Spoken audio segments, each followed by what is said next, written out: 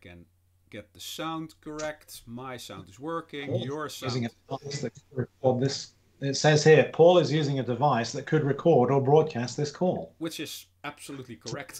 Oh. Yeah, that's the, You were not aware that's yet. the NDI warning. It's yeah. Obviously, they want people to know if you're doing that, which is, I think, a good thing. I don't mind. If you, That's actually a fun thing, of course.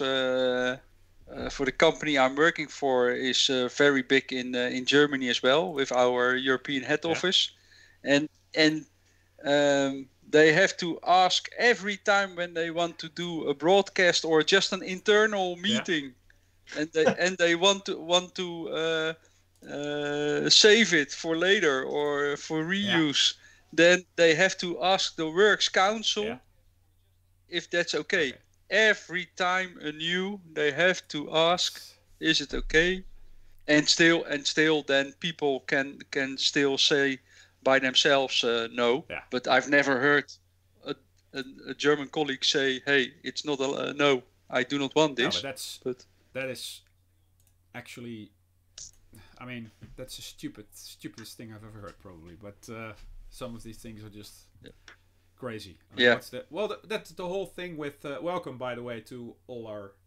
Hey, hello, guys. Edwin's there. We are live. Yes, we are live.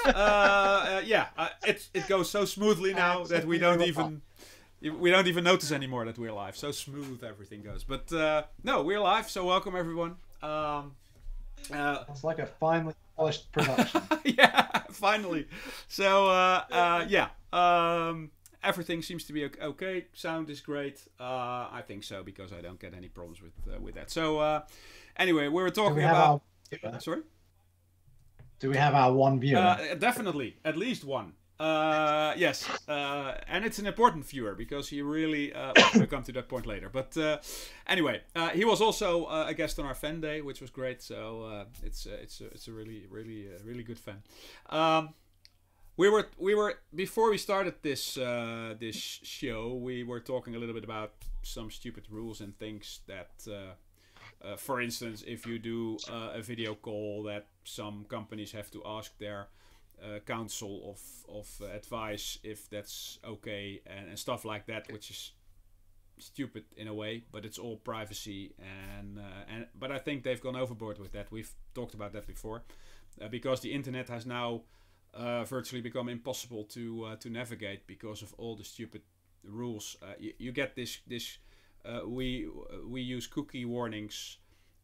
The only thing that you have to do is make sure you click it away anyway.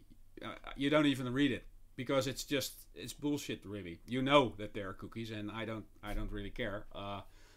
If I care about that, I'll set up a VPN or I'll do something myself to make sure that I'm not tracked. But if I'm on the internet, I'm tracked, which is a given. Deal with it. But apparently they want to do it that way. Wait, they're tracking you on the internet? Oh, you didn't know? Oh, that's Oh, well, we'll do a separate show on that. But I'm not totally sure what you are talking about, but I always use the dark net. Oh, something the same? Same thing. Okay. I had my corona vaccination, so I'm being tracked by Bill Gates anyway. Yeah, it's true. So it doesn't matter anymore. So your microchip. Yeah, well, they lost the contrails on the planes, so they couldn't use that anymore because they don't fly as much. So now they had to do it in the other way and inject you with something. We need to talk about American conspiracy theories one day. Yeah, okay, let's do that. Anyway, make a note for next time. We will. We will find subjects to talk about. I'm sure. Anyway, obviously today is King's Day in Holland. So I'm wearing my orange T-shirt because obviously my kid was out in the street playing all kinds of silly games with the other kids in the street. We have a sort of a baby boom here. Everybody is having kids, pregnant, the whole shebang. So I think we calculated there were 12 kids in 4 houses, and it's just crazy. Wow. Yeah, it's absolutely crazy. But that on the other hand, it's sort of fun for Giorgio, obviously, because he can play with all these kids, and it was just like a whole Vrijmarkt, a whole market with games, and everybody was running around, and so it was actually pretty good. So we were thinking, okay, should we do the show today? But then I thought, why not? Let's just do it. Why not? Let's just go ahead and do it. Our very international community even doesn't know what King's Day is, of course. Oh so, yeah, we should probably explain what it is. Do you? Yeah. Do you know, Oscar? Well, it's a bank It's holiday. a bank holiday. So, That's the most important thing. That's the most important. Yeah. Well, obviously. On this day 3 years ago or 4 years ago, we arrived in Holland and we were in the center of The Hague, and there was a big parade there. So yeah, okay. Yeah. I think the funny thing is that of course the last the last 10 years already again. No, is it 10 years? How long is King Willem Alexander king? I don't know exactly, but something. Well, something whatever. Like but the before he became king, it was of course his mother Beatrix, and she actually had her day on the 30th of April. And the funny thing is that up until this day, tourists come on the 30th of April to the Netherlands to have celebrations of King's Day, but they're always 3 days too late nowadays. Because they think they're going for Koninginnedag. Yes. Well, let's talk about stupid things. It all started with Wilhelmina, whose actual birthday I think was on the 30th of April. And then Juliana, or was it Juliana who had the birthday on the 30th of April? I think she started. Okay, she started it. Juliana so started. Wilhelmina, that's another story. And then Beatrix said, okay, to honor my mother, the 30th of April will stay Koninginnedag. So because it's easier, you have this fixed day every year. It makes sense. So although it was not her birthday on the 30th, it was Juliana's birthday, they kept Koninginnedag on the 30th, which if you make that decision, I think it sounds logical and you do that. But then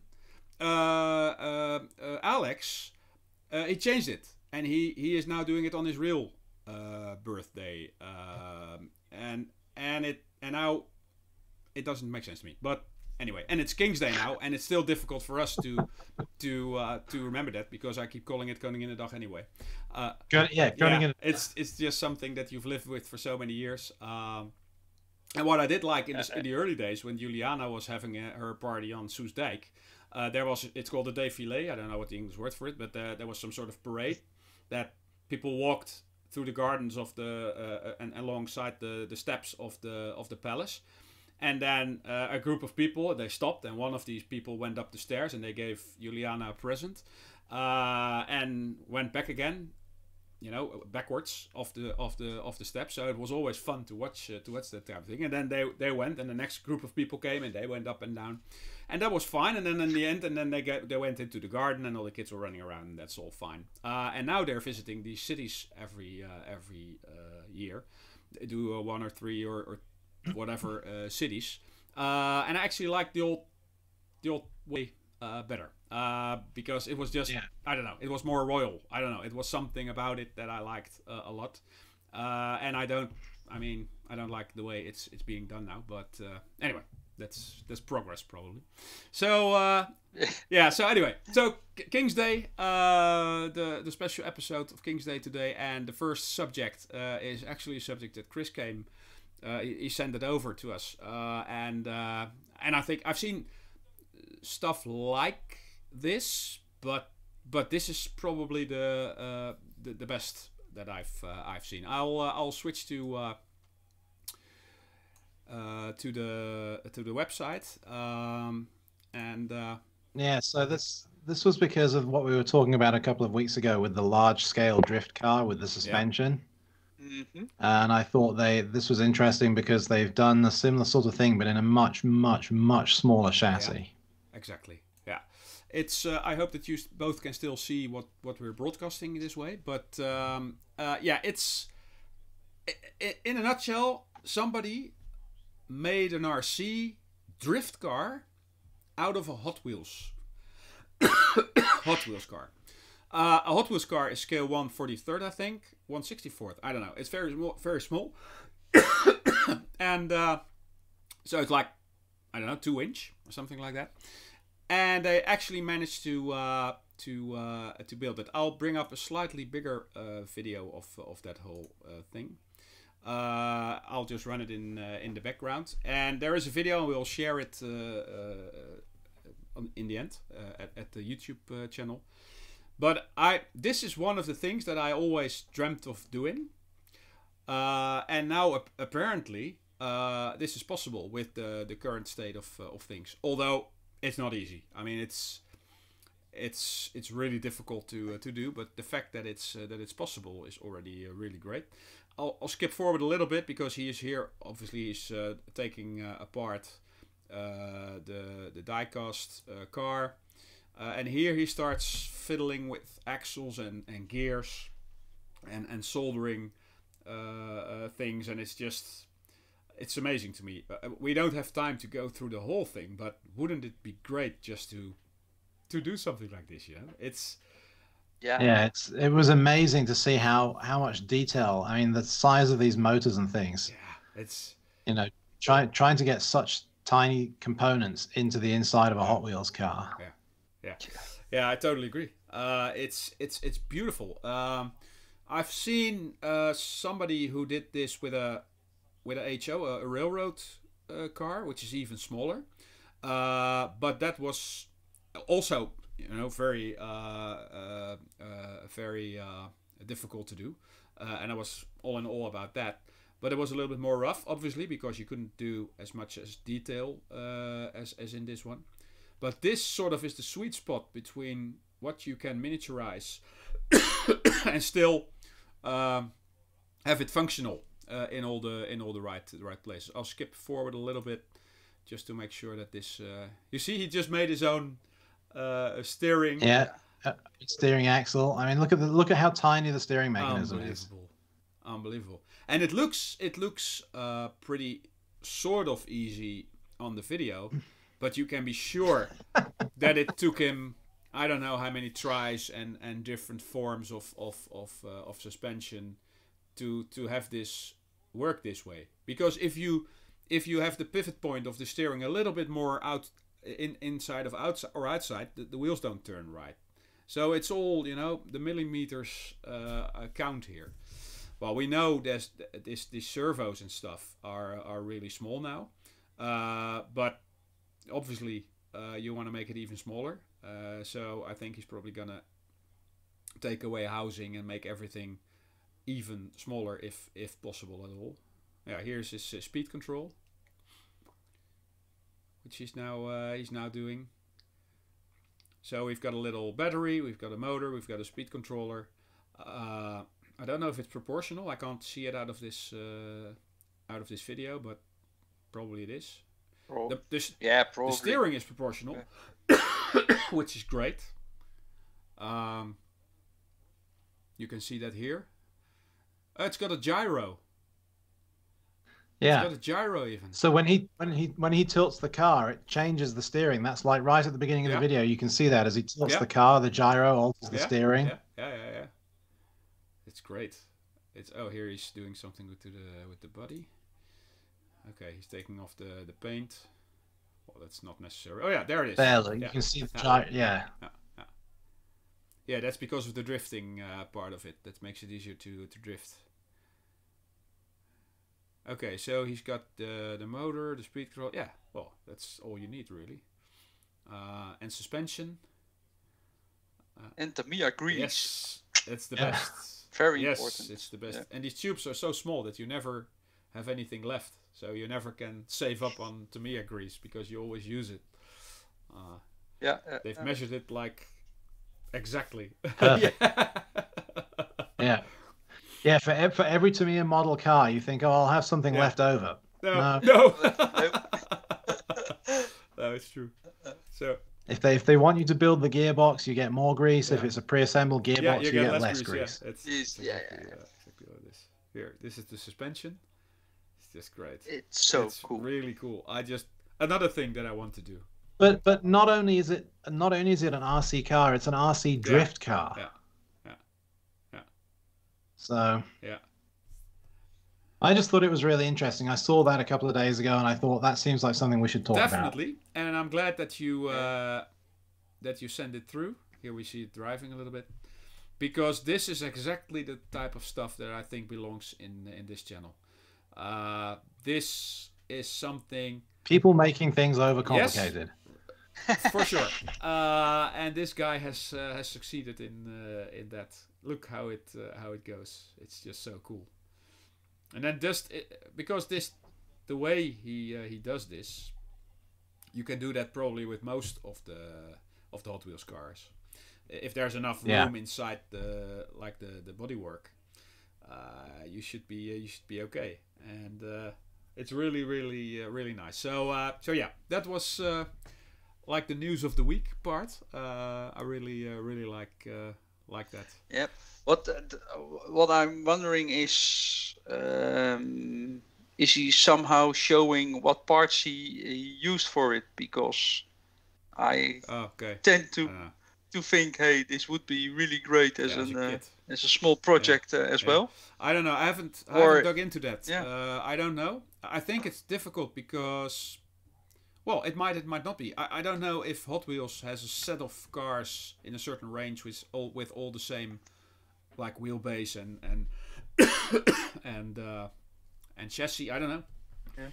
It would be great, obviously, to sell it as a kit. But it would definitely be great if I can have all my old Matchbox cars, because in Europe we had Matchbox. Yeah. And I have, of course, dozens of old cars like that still on the attic at my mother's place somewhere. And really cool old cars. It would be really fun to motorize them and but then get them a new paint. True. Come to think of it, it would even be cool. I mean, we could. Oh, I have got an idea for another show. Just model cars, static model cars that I've got. Die-cast model cars that I've got. Yeah. We can show a whole bunch of those, and it would be great to, have a Lexus LFA that I've got and just make it RC. Although you have to buy another one because I don't want to use the one I've got, which is a limited edition, one out of I don't know 1,000 or so. But anyway, if you can just play around with that stuff, and that's even easier because it's a lot bigger. It's 1/18 scale, and even 1/24 scale. It's not a problem. I've tried to back in the day. I've tried to rebuild my own car. I had a Toyota Camry custom wagon then, and I thought, wouldn't it be great to put that on a Tamiya chassis? And I looked at the wheelbase and everything, and I started building it from balsa wood. So I had the drawings printed out in the right scale, and then put that on the sides of the balsa wood, and then I start filing and sawing everything into the shape. And I never got to the point to finish that, but it was a great idea, and I should probably have tried a little bit harder to to finish that. But anyway, that's the way it is. Nowadays, you just use a 3D printer. Yeah, nowadays it's different anyway, because you can just exactly. Which is another thing. I mean, I still I still don't have a 3D printer, which I probably should have bought a long time ago, but that's another story. Here I've got a small video of a clock that we all know by now. Actually, one of our biggest fan, and he after he saw our show, he just walked to the center of Rotterdam, and lo and behold, in one of the jeweler shops, there was this clock.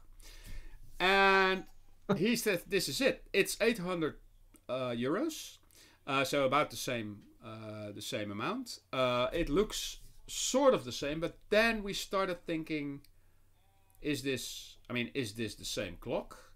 It looks the same. Yeah. Is it different? And in what way is it different? Because it looks like here, the little ball, it's a little bit small now, but the little, like, pointer ball is rolling or moving attached, not hovering, attached to the wooden board. But according to Edwin, he says no, it is hovering about a centimeter above the board. And maybe in the chat he will confirm that. So now I probably have to go there myself or another time to really look at this thing, because now it is a question: is the ball sort of attached to the wooden surface and to that magnet, and isn't it hovering? Because that would be much easier to do. Then it's not as big as a deal as we thought it was. But if Edwin's right and he says no, it really is hovering. Yes, for sure, he says. He is adamant that it's hovering above the board. If that's true, it's still amazing, and then we've got our proof of concept because it's in the store here. it seems to be working. So I'm thinking of maybe taking my camera and go to that store and do some sort of investigation. And just see if it has the digital clock in the middle as well. Yeah, he's saying in the timeline that it is actually also the time in the middle. Also, it's just so we are leaning towards the point where this is a real thing, and it is as cool as we all think it could be. Then the only problem is that it's 800 euros, but it it's really great. In a way, the only problem I can see with it is that the wife thinks it's a cutting board and uses it to cut the meat on. Would be hard to do if it's on the wall. Yeah, that's true. But if it's not on the wall, then it might be. There should be a disclaimer. Yeah. Do not put this on the wall in your kitchen. Do not put this on your kitchen sink. Or you could just have it as an actual thing that it could do, and just have a little bowl of mustard going around the cheese, by itself. You could use it to very slowly stir something. That's a good one too. But actually, Paul, you made a nice remark. It would actually be fun if you can really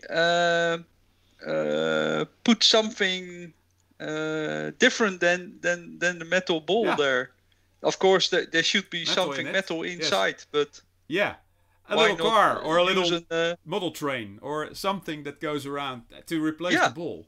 Why not? Okay, so I think it's great that one of our viewers went and found it. It is great. I mean, that's amazing. I love that fact too. So thanks for that, Edwin. This is really, really great. And now I obviously I need to go and see for myself to just figure out. We expect a full report next week. Okay. At the moment you still need to make an appointment to get into. But isn't that all different from tomorrow? Oh, that's also tomorrow that will be gone as well. I think so. It's a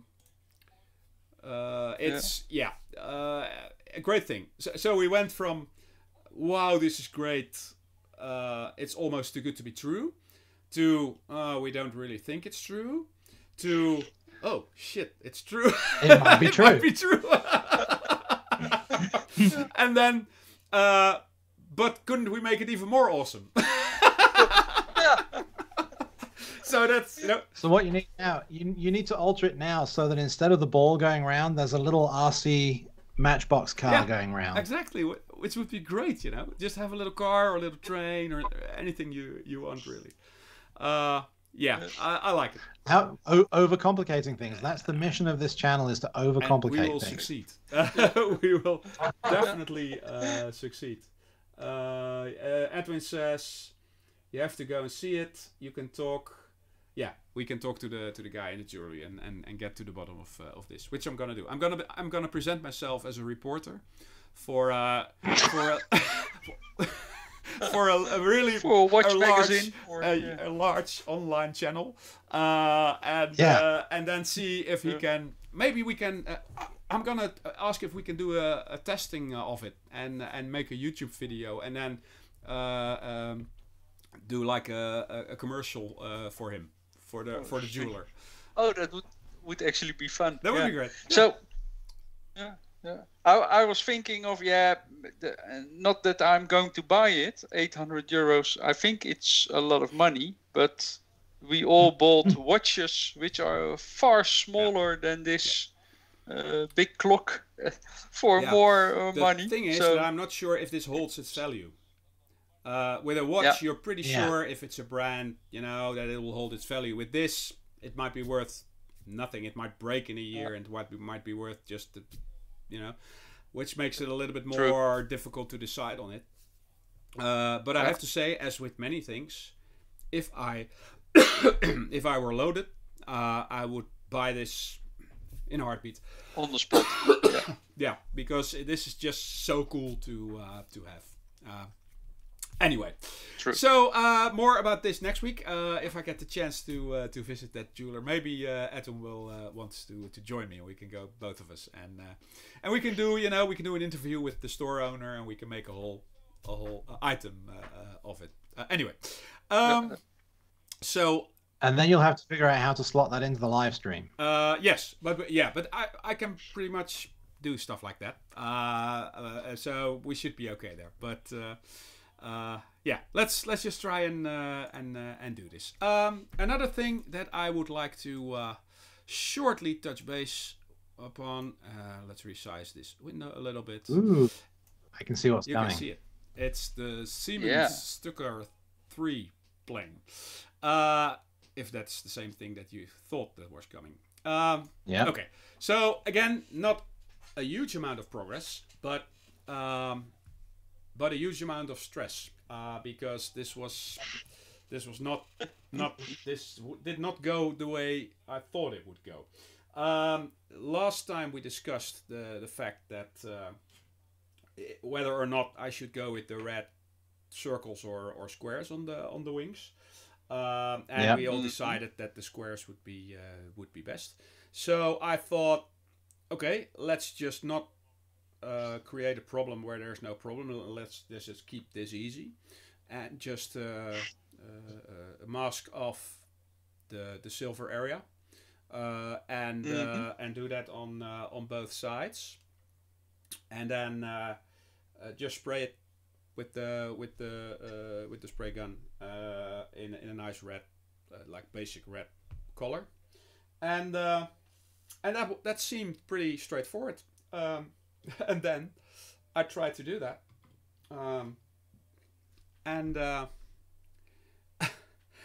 spraying went pretty good, and then I took off the tape, and it was all serrated, the edge.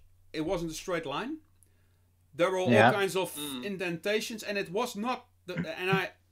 So I was like, what the fuck? How can something simple like this? How do I manage to cock this up? I think I know what happened, and it's a problem that I've run into many times. What I did is, and I told you last time, I think, is I sprayed the whole plane with a layer of protective like gloss coat, because that's what you see in all the channels. Put on your gloss coat to protect everything. The thing is that I probably should have sprayed the red things before I did the gloss coat, obviously. But then I thought, yes, but is this a problem? I can do another gloss coat. I thought it would be okay. The thing is that it was not okay, because what was happened is when I peeled off the tape, parts of the gloss coat came with it. So that meant that some of the parts of the gloss coat on the not red parts came off, but also some of the parts on the red came off, and that made it look horrible. And I was ready to throw it in the bin. I was just like, this is just terrible. How can you end of project? Let's get on and move to something else that I can. It crashed. So I left it for a while, and then I thought, well, let's just see what we can salvage and just go on, see how it looks. If it really looks that bad, I can throw it away later, and then I'll see. So and then what I thought is I'll just try and with a brush, I'll just fill in the parts that I'll do it here. I'll just fill in the parts that were wrong, because what I did see is there was a slight line where the tape had been. So there was some sort of a thousandth of an inch of line there, which I thought if the paint was thin enough, I could just drop it in there and it would hold that line, which it did. Yeah. So I was able to 99% fix the lines. I'm pretty sure it looks pretty straight through the camera. Yeah. Obviously, if you are really up and close, you will see something. But then again, who's going to do that? Nobody's going to look at it that close. You are. I am, and I know. But let's just go on and do it. So what I did is I repaired it that way, and then I did another gloss coat. But you can still see that there are some parts here where you can see a color difference, where the old gloss coat had come off. And then again, I mean, it's planes like that, they were never all weathering. Yeah, it's weathering. So I'll just do it that way. So hopefully somewhere this week or weekend, I'll have the time to put on the decals and the crosses and go all that, and then it probably will look a lot better right away, and then start doing all the details. Yeah. So anyway, that was again a pretty stressful situation, which I did not. But it did fulfill the mission of overcomplicating. Which we did again. So another mark. About sound effects, I should have found sound effects, but probably I should also have a technical person taking care of that here. But it's just like, we should have special sounds for whenever we overcomplicated things. We just do a bling, like a check mark, like we've done it again. Yeah. Which would be great. Anyway, so let me see. Edwin is saying space shuttle. Yeah, I think that was still for the clock. Oh yeah, space shuttle around. Yeah, that was okay, sorry, I didn't. Yep. I forgot to look at it. Yeah, space shuttle going around. Yeah, that's cool. Anyway, so that was the Siemens Stucker plane. Hopefully next week it'll have some more a nice thing done to it, and hopefully we can just finish it so that finally we can start with our next project. And I'm not sure what it is, but I'll probably have you decide on what I should do next.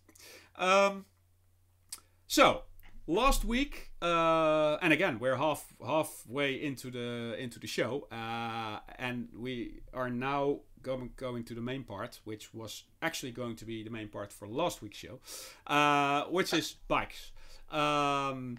I know that Oscar is doing a lot of mountain biking, and he has done so for years, so he can talk bikes.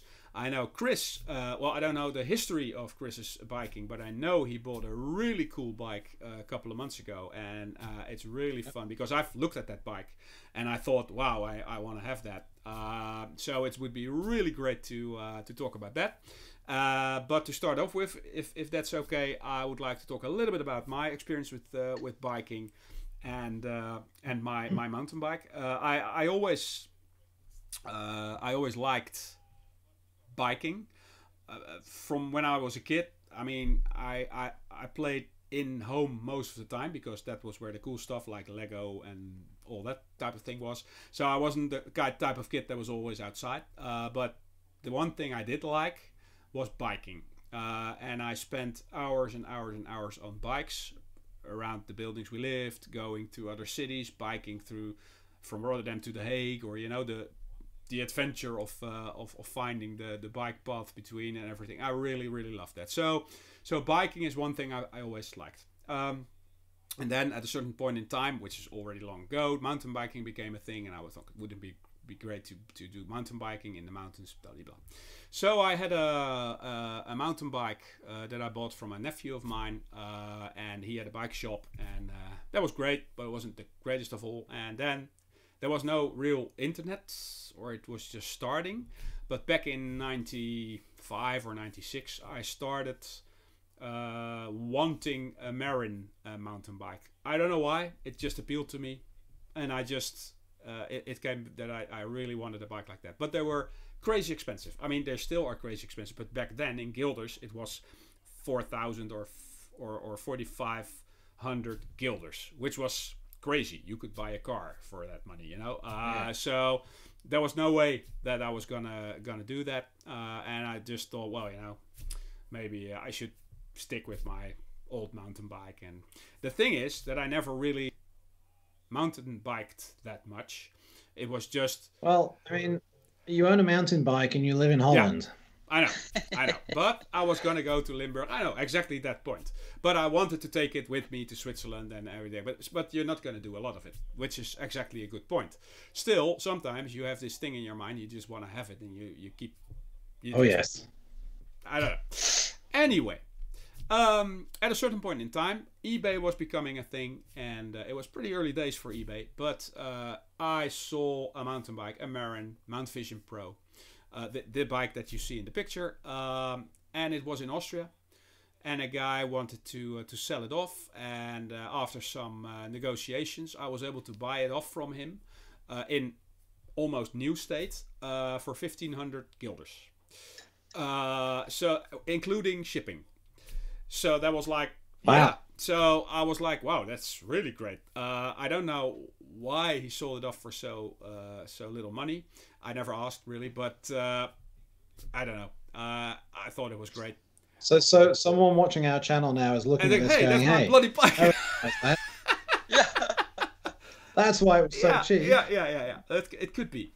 Anyway, so a couple of, pretty quickly. A couple of, maybe a week or 2 weeks later, this thing came in a real box, like the box that it was officially shipped in. It was a real, like, well, great stuff. And I had this great mountain bike finally, and it was like new. It was barely being ridden. You could see that, and it was with all the original parts.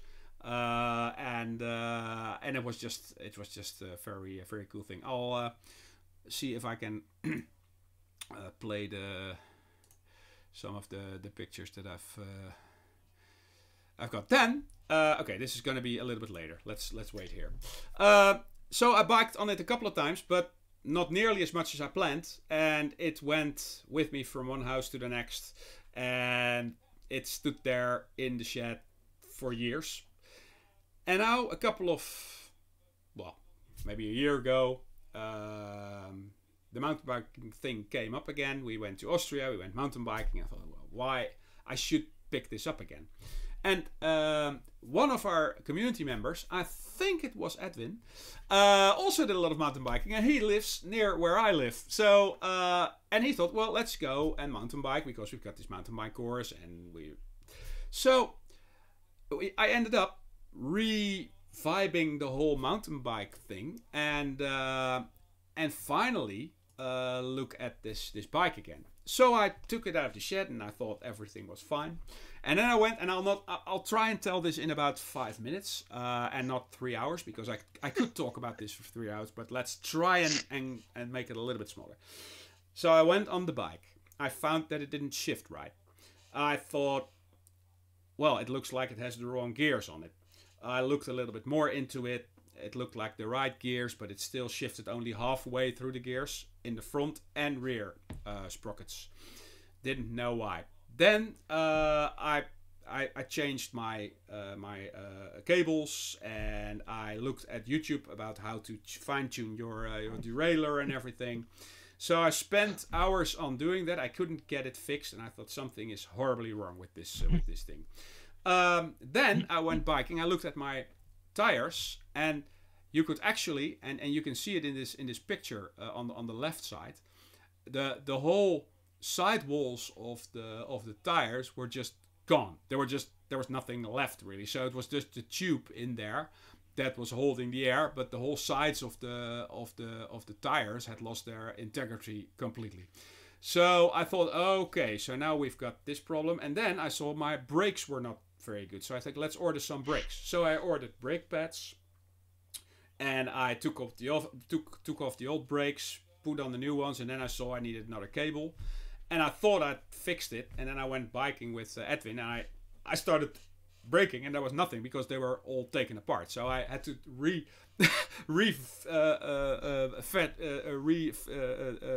create my whole braking system within 10 minutes, which I finally did. So it was a bit of a lengthy process because you're just not used to doing it. Then I thought, oh well, you know, then you go and look at the tires, and you think, okay, let's see what we can do here.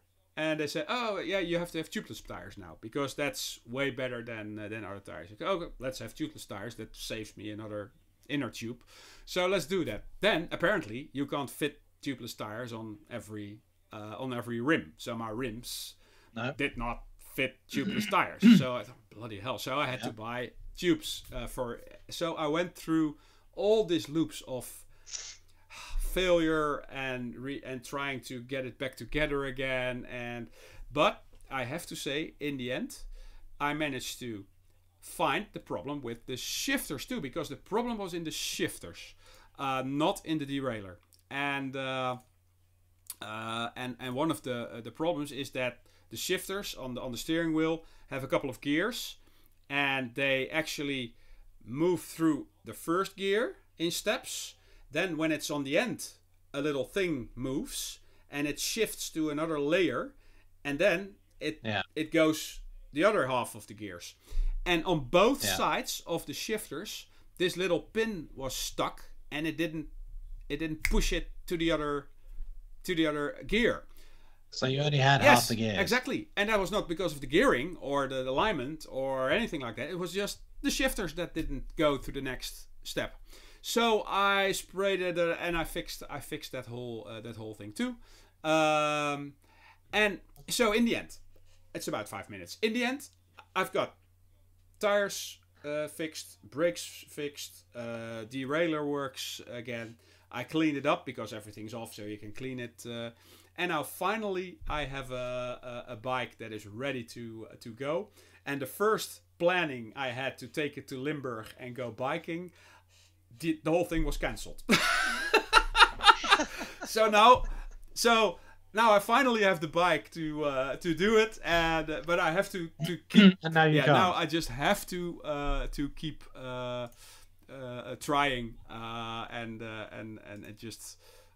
These are a couple of pics. Oh, that's sideways. I don't know why, but anyway. So this is pictures of my new tires, which is just great to have new tires. Always looks great, I think.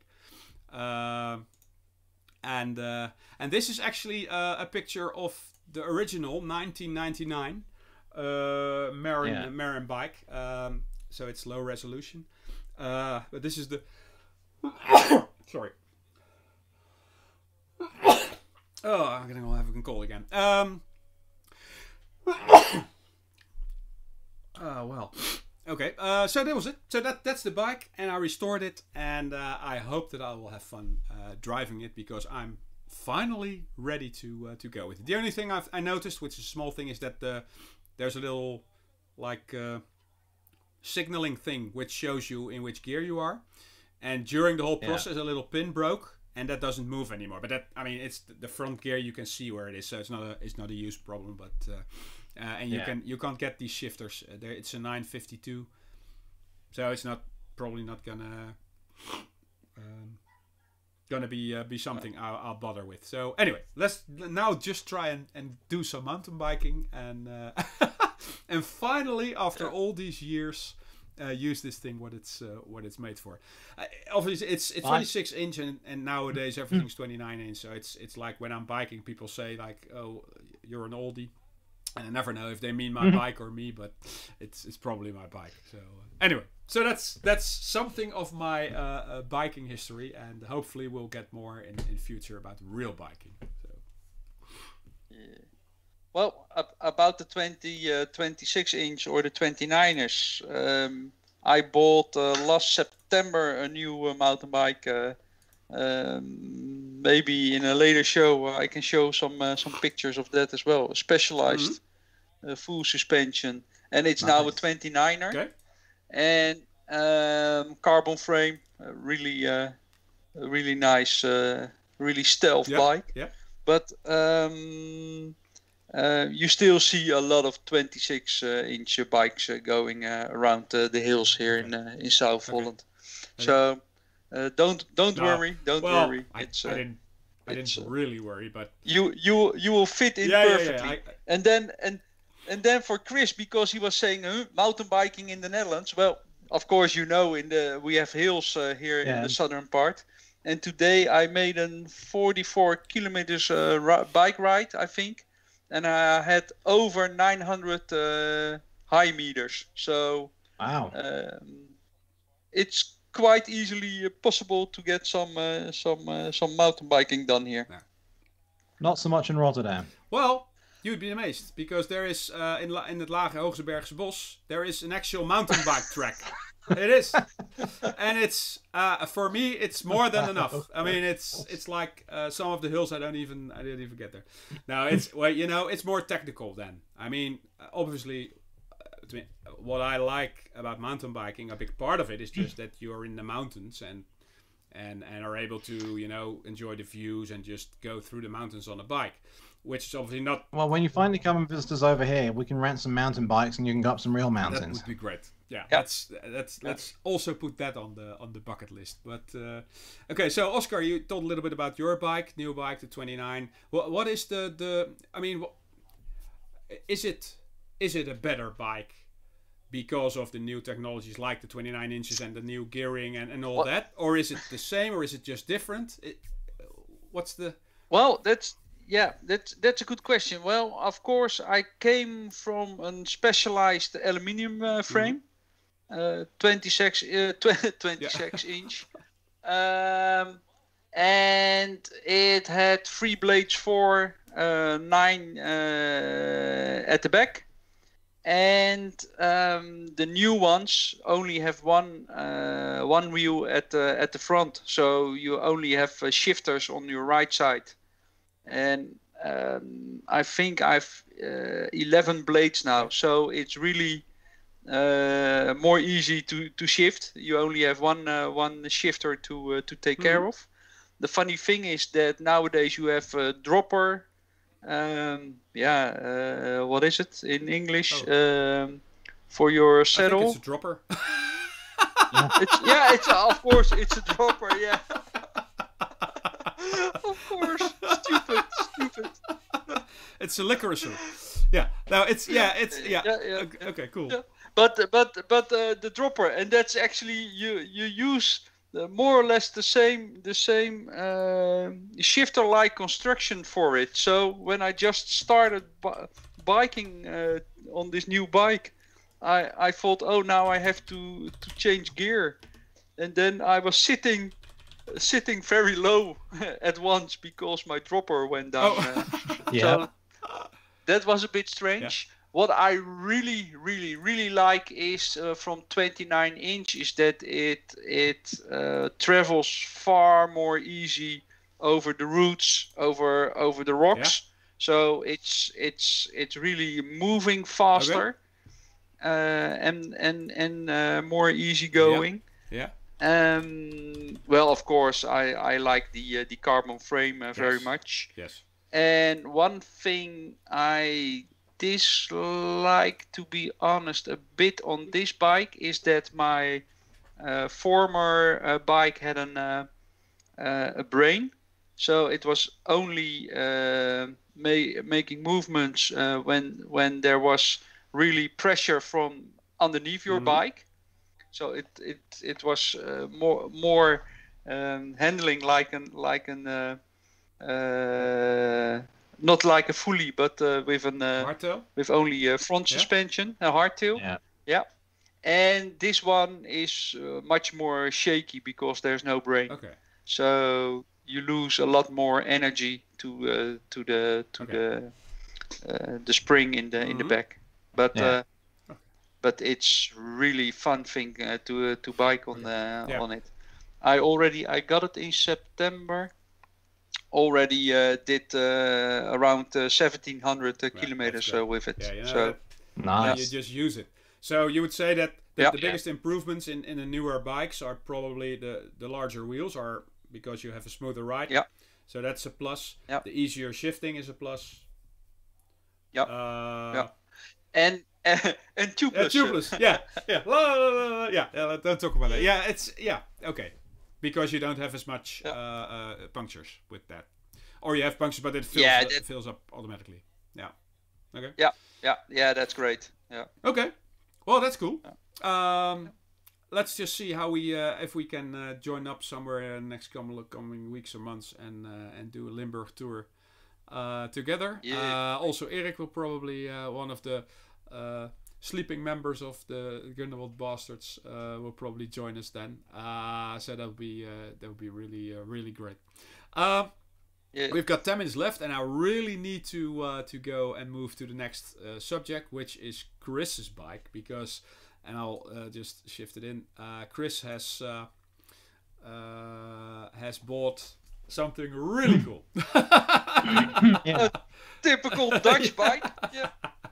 Yeah. So I decided I wanted to get back into cycling, and I decided I was going to get an e-bike. And I looked around, and one of our friends over here he bought himself an e-bike, and he bought one for his wife, and it was from a local company, and they were kind of cool looking bikes, but they were pretty chunky. They were very obviously e-bikes. They had a lot of cables on them. They have a big battery pack and everything, and they were expensive. You know, they were $4,000 each. Yeah. You know, which is, you can get a small motorbike for that. Yeah.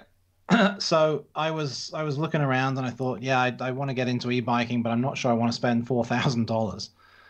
And then at the other end of the scale, there were the ones that are made out of Chinesium that were, you know, like $200.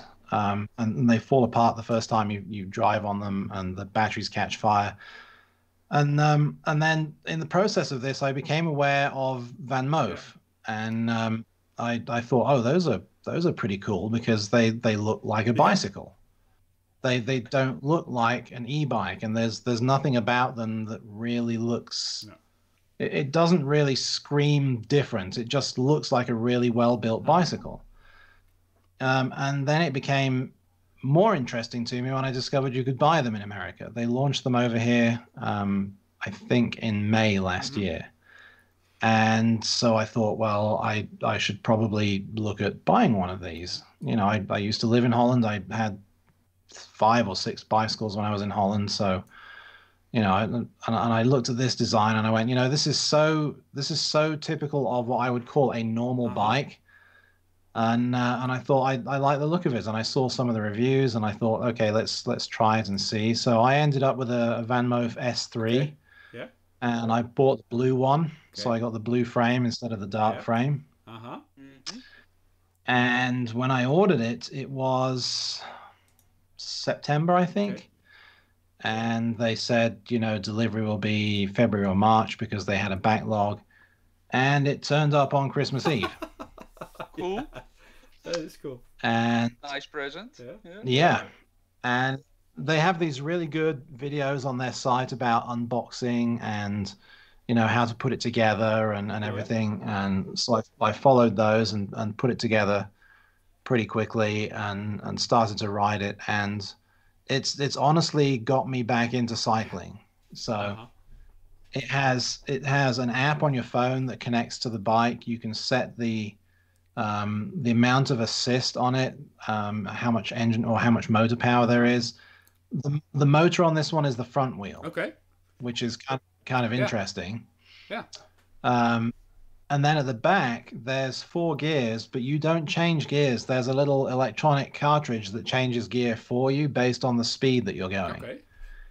Cool. And you can set the shift points when you're accelerating, and you can set the shift points when you're decelerating. Cool. And it was really, really interesting. And after the first, I don't know, the first 4 or 5 rides, I noticed that there was this really peculiar behavior where in top gear, in the 3rd gear and in the top gear, every 5 or 6 cranks, it would slip like it was jumping out of gear. And I thought, this doesn't feel right. So I emailed VanMoof, and their American support people were pretty quick to reply, and they said, you know, it sounds like there's a fault in the gear shifter. So they sent a new gear shifter, and I swapped that out, and it was still doing it. And then they sent a firmware update and a software update, and it was still doing it. And then in the end, they just sent me a whole new bike. That's always nice. So, and then they took the other one back, and then the new bike doesn't have any of these problems. I mean, it still skips occasionally, maybe once every kilometer or so, but it's not anywhere near as frequent. Okay. And you know, so first of all, it was not expensive to buy. I mean, by e-bike standards, it was $1,900.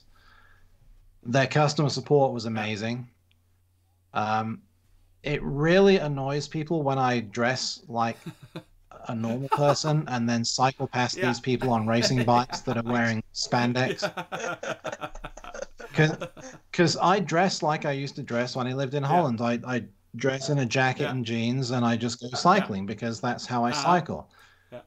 Over here, everybody seems to want to dress in spandex. They have these like they think they're in the Tour de France, you know, and they have these bicycles where they shave off, you know, grams by taking the paint off and taking the stickers off and taking the chain guards off and using lighter cables and lighter pads, and they make it so the things are so light, and then they wear spandex, and then they get really upset when I cycle past them.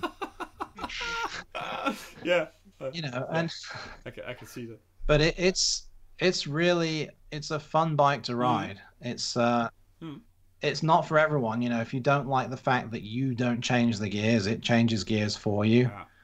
I can understand people might not like that, but it's a stealthy bike. People don't realize it's an e-bike. I've stopped and talked to people before, and they're like, "Oh, that's kind of a cool looking bike. What is it?" And it's only like 2 or 3 minutes into the conversation where they realize, is that an e-bike? You know, and then they're like, well, where's the motor? Where's the battery? And I'm like, well, the battery's in the tube at the front, and the motor's in the front wheel. You know, and the really cool thing about it is, if you look at the American e-bike market, when you buy an e-bike over here, you get the bike, and that's it. You don't get mud guards, you don't get lights. It's just the bare bike. And what VanMoof did was they sort of went, well, this bike has to be usable, so it comes with lights and it comes with mud guards. They have their own accessories for adding racks to the front and to the back, you know. And I thought, what I really need to do is I need to get their accessory basket for the front, and then put a little basket on there and put my shopping in, and then cycle past the people that are wearing spandex. That would be great. Yes. Oh yeah. It's. But I like. It's such a cool design. I really like the design. Yeah, the design was what catch my eyes in the first place when I saw it, and then I saw it's an electric bike, and then I saw all the versatility of it. So I've been looking at the same thing. So it was really funny to hear that you had gone and bought one. I haven't looked into the differences between the S and the X types and stuff like that. It's just the frame size. Oh, okay. So it's the same bike, but just the size is different. Yeah, okay. the wheels are slightly smaller, but everything else, like the battery, the computer, the motor, everything else is the same. And what about the? So it's just designed for people that are shorter or smaller that can't ride a tall bike. That's all it is. And as I can see when I go through the website. There's this locking mechanism. There's some sort of an alarm, or you can remote.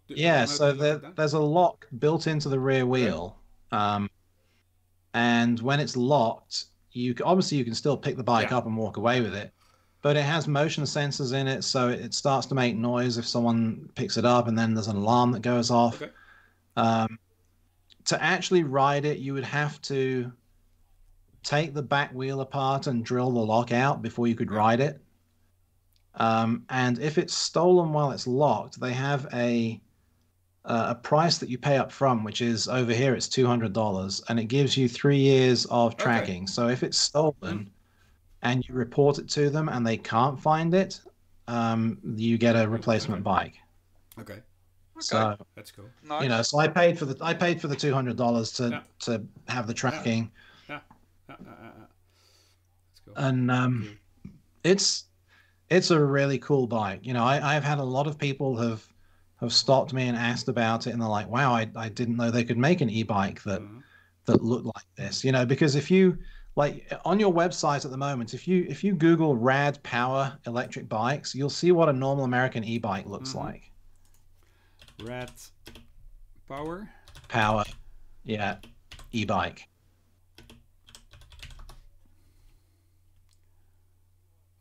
Rad then, power. Yeah, sorry, I was thinking red like the color power, but okay, it looks like you're in Europe. I want to stay in the US. Okay. Oh yeah. So if you look, they have these ugly frames, and they have big battery packs on them, and they have cables everywhere. That's crazy. Like if you see one of these things in real life, there are so many cables coming from the handlebar and going to the battery and going to the motors. And if you go back and look at the VanMoof, there's two cables. There's one from the left handlebar and one from the right handlebar, and then you can't see any others. You know, and what's kind of cool is they have two buttons on the handlebar. The left one is the bell, which is an electronic sound, and you can pick the bell sound. And the button on the right handlebar is a boost mode. And it sort of doubles the power of the motor if you're below about 20 kilometers an hour. So if you're going up a particularly steep hill, or if you're going, you know, somewhere where there's an incline and you don't want to wait for the bike to shift down a gear, you can hit the button on the right, and it just gives you a little bit more power as you're going, you know, and then you just let go of the button and you're back to the normal assist. There's 4 levels of assist, of electric motor assist. So you can, you know, I started out on 4, now I'm down to 3. You know, the more you get back into cycling, you can reduce it to 2 and then 1. And the weird thing is, because it's an e-bike, you have to plan your ride, because you either have to go somewhere where you know you can charge it, or you have to plan a route that goes out and comes back. Yeah, exactly. Because if you run out of power, the bike weighs 20 kilos. It becomes obvious that you're cycling a 20-kilo bike when it runs out of power. So well, you know, it's got its pros and its cons, but it looks great. The technology seems really advanced, and it would just be great, especially in the city. You know, when you want to move around, it's not large distances. If you just want to drive around Capelle or Rotterdam, this would be absolutely great, and much more functional than a mountain bike, obviously. So you know, and we have some really good cycling trails here. You know, like I was out this weekend on Sunday with a friend of mine, you know, and we did 30 kilometers just out and back around this cycling trail. So it's you know, it's good for going from A to B. It's good for going out and cycling. It's good for just being outside, and you know, it's kind of it's a fun bike. Okay. Well, this is really funny. I saw Oscar going dimmer and dimmer, and I thought, is he falling asleep now because the light was gone? And he was like, okay, I sort of like this story, but and then I thought, oh, then he noticed and he wanted to turn on the light, and now everything has collapsed on him, I think. But anyway, no, it's a great bike. It's good that now we've got that information for you about, you know, really how it is to own one. And one of these, you know, it's another thing that would be on my bucket list to and it was I just thought it was relevant because it's kind of my Dutch roots. You know, I ended up with a Dutch bicycle in America. It's great, obviously. Is it also sold as a Dutch bike? Yep. Okay. It's they make a big thing out of it over here, that it's, you know, they make it very obvious that it's not American or Chinese. They're like, yeah, this is a Dutch company. Yeah. So cool. Yeah. Amazing. And thank you for sharing that, because it's just so cool to hear that from somebody who actually has that. So that's great. We are sort of at our time point, but maybe, I mean, I can give you 5 more minutes, then I have to go. Okay. Just maybe the one thing we hadn't done yet is memory of the week, and maybe shortly Chris can share one of his. Yeah. So when I was growing up, one of the hobbies I had with my dad was flying kites. Oh yeah. So, and every year in Scheveningen they have the big kite festival, the Vlieger Festival, Yes. Yes. on the beach. And I used to go to every one of those. I used to fly my kite on the beach, almost every weekend. And then when they had the kite festivals, like we would go and spend time on the front at Scheveningen with all of the kites and everything, and then probably 5 or 6 years ago, when we came over to Holland, our trip coincided with the kite festival in Scheveningen. So we spent 2 days just on the front in Scheveningen, having a beer, watching what was going on. It was just kind of fun to do that again for the first time in 30 or 40 years. Yeah. So, that's cool. But it, yeah. Okay. Yeah, it was fun to see they were still doing it.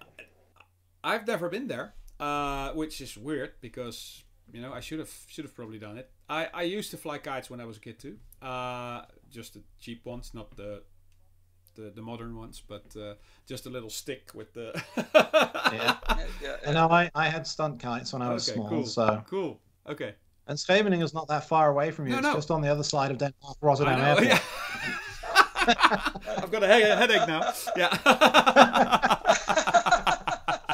Okay, on that bombshell. I wasn't gonna let you get away with that. Let's call it quits now. Again, another hour of fun. At least for me, it was. So thank you all for joining us again, and I'll probably have another beer now and watch the streamers, which is a thing now in Holland where Dutch singers are all together doing a stream. Which is now from the Palace in The Hague, because it's King's Day, obviously. So I'm gonna watch that and have a beer, and then tomorrow I'm going to get some lunch. And you'll have lunch. Yeah, that's the time difference we've got. Yeah. Chris, thank you. Oscar, thank you. And thank you. guys, we will stay in touch, and we will meet up again next week if we all can. Yep. Okay. Excellent. Yes. And hi to the viewers. Yes. Yeah, bye viewers. Bye.